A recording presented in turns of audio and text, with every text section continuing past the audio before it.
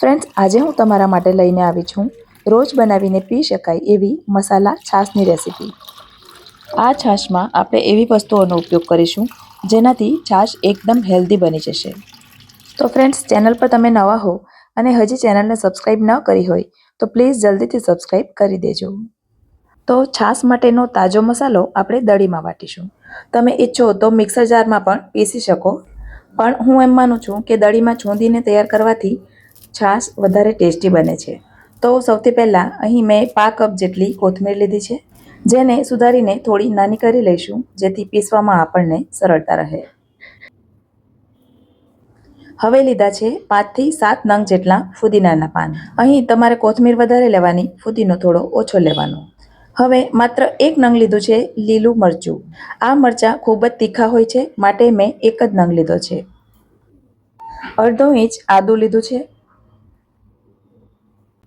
અને 3 કળી લસણની લીધી છે। અહીં જો તમે લસણ ન ખાતા હો તો નહીં લેવાનું, પણ લગ્ન પ્રસંગોમાં બનતી છાશ લગભગ લસણવાળી હોય છે, માટે મેં લસણનો ઉપયોગ કર્યો છે। હવે એમાં ½ ટીસ્પૂન જેટલું મીઠું ઉમેરીશું। મીઠું અત્યારે જ ઉમેરી દેવાનું, જેથી બધી વસ્તુઓ સરળતાથી વાટી શકાય।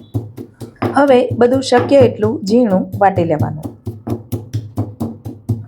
ત્યાર પછી અહીં આપણે 1 ટીસ્પૂન જેટલું આખું જીરું ઉમેરીશું।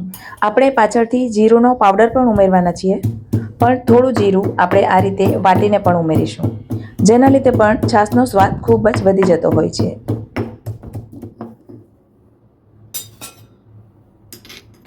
તો આ પ્રકારનું અધકચરું વાટી લેવાનું।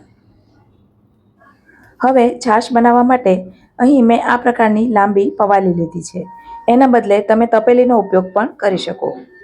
ત્યાર પછી એમાં અડધો કપ તાજું હોય એવું દહીં ઉમેરવાનું, પણ દહીં એકદમ મોડું પણ નહીં અને એકદમ ખાટું પણ નહીં, એ પ્રકારનું લેવાનું। હવે જે તાજો મસાલો આપણે વાટીને તૈયાર કર્યો એ બધો અંદર ઉમેરી દઈશું। સાથે જ 2 ચપટી જેટલો સંચળ પાવડર ઉમેરીશું, જેને આપણે બ્લેક સોલ્ટથી પણ ઓળખીએ છીએ।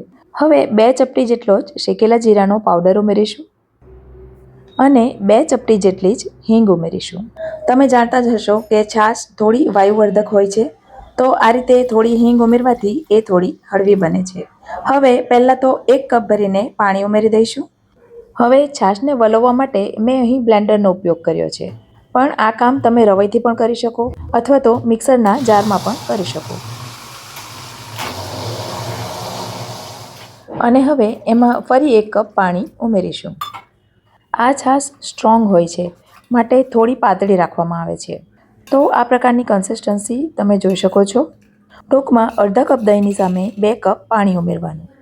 હવે ઢાંકણ ઢાંકીને એને અડધા કલાક માટે અંથાવા માટે મૂકી દેવાની। એકદમ ઠંડી છાશ પીવી હોય તો ફ્રીજમાં મૂકી દેવાની। આ રીતે આથીને ઉપયોગમાં લેવાથી છાશ ખૂબ જ ટેસ્ટી બને છે। તો મારી આ છાશની રેસીપી તમને ગમી હોય તો વિડીયોને લાઇક કરજો અને તમારા સર્કલમાં શેર કરજો। તો ફરી મળીશું આવી જ એક નવી રેસીપી સાથે। ત્યાં સુધી મને રજા આપો। આવજો।